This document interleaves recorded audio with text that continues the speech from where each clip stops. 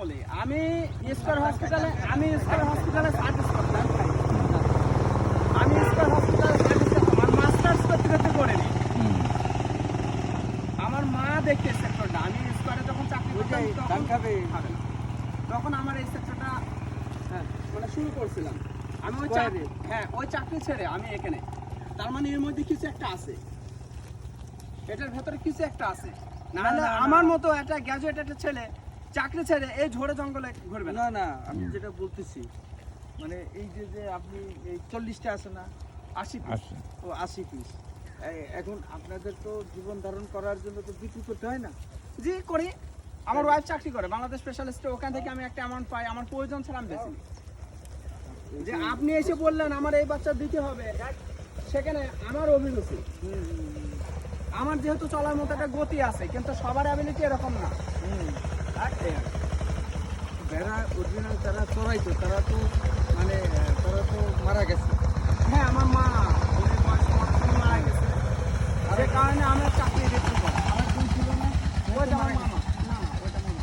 তো আরেকজন তো বয়স্ক, সে তো মারা সে গেছে। আমার মামা ছিল, সেটাও মারা গেছে। হ্যাঁ, কারণ আমি তো বেশি পরিচিত কেমনি জানো, আমি তো মাছ ধরতে যাইতাম, বেশি পাইতাম, আর এদের সাথে আমার সাথে কথা হইতো। আমার এই ভেড়ার বয়সে, এটা আমার বাড়ির প্রথম ভেড়া, এর দাম যদি 1 লাখ টাকা দেয় তো আমি দেবো না। ওর দাঁতই নাই, মানে 2টা দাঁত আছে।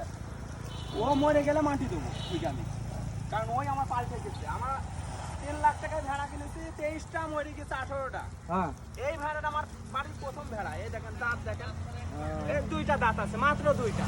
তারপর খাই কেমনি? ওই ঈশ্বর ওইভাবে ওইকে সৃষ্টি করেছে। মানে খুব মায়া। লাখ টাকার উপরে সে আমাকে বাচ্চা দিচ্ছে, লাখ টাকার উপরে 9 বছরে লাখ টাকার উপরে বাচ্চা দিছে। এটা মরে যাবে, মাটি দেবো সুন্দর করে। মানে লাখ টাকা বেতন, মানে লাখ টাকা দাম দিলেও ওর বেচা কিনা হবে না। মানে যে কদিন ভেড়ার জগতে থাকবে। আচ্ছা, এমনি কি অসুস্থতায় মারা যায় কোনো সময়? কি রোগবাগ আছে, রোগবাগ আপনি কৃমিটা আর ভ্যাকসিনেশন ঠিকঠাক মতো করতে পারলে ভেড়া টিকে যাবে। আপনার প্রতিটা পদক্ষেপ আপনাকে ঠিকঠাক নিতে হবে, সবসময় ডক্টরের উপর নির্ভর করলে হবে না। আমার ওই ব্যাগ ভর্তি মেডিসিন, ওই ব্যাগটা শুধু মেডিসিন, খালি এটা আমি ডক্টরের উপর ডিপেন্ড করলে হবে না। বুঝতে হবে যে ভেড়ার রান কি হয়েছে। মানে এই দেখেন, এই ভেড়াটা আমার বিষ খাইছিল, এই ভেড়াটা বিষ খেয়েছিল, উপজেলার ডাক্তার বলছিল জবাই করে ফেলতে। আমি বললাম যতক্ষণ নিঃশ্বাস আছে ততক্ষণ না, যতক্ষণ নিঃশ্বাস আছে, যখন হবে না তখন। ফিমেল আছে না?